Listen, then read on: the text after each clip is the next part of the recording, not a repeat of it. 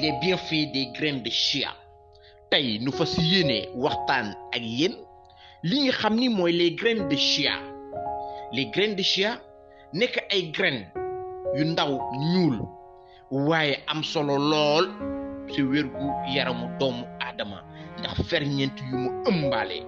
Les graines de chia dafa am li ñuy wax acide gras boobu dafay maintenir li nga xam ne mooy wérgu yaramu xel bi day tax cerveau bi am wérgi yaram waaye rôle boobu tamit looy jouer ci cœur gi muy xol bi. Les graines de chia dafay maintenir sa xol pour mu am wérgu yaram. Les graines de chia dafa riche en fibre boobu dafay valoriser li nga xam ne mooy une bonne digestion day tax boo lekkee dafay gaaw a rees waaye tamit les graines de chia dafa am solo lool ci ñi nga xam ni nooy surveiller seen poids bañ am yenn poids yu excessif yi yu ëpp yi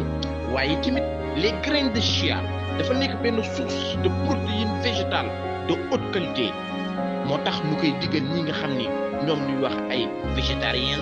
wala les végétariennes ñoo xam ni gàncax kese ñuy dundee duñ leen di diggal ñuy jël li nga xam ni mooy les graines de chia. Les graines de chia nag dafa polyvalent waaye tamit dafa facile pour nga mën ko boole ak li ngay lekk c'est-à-dire que mën na ànd ak lu ne mën nga ko wis ci sa kaw ay fruits lekkaale ko mën nga ko mélange ak céréales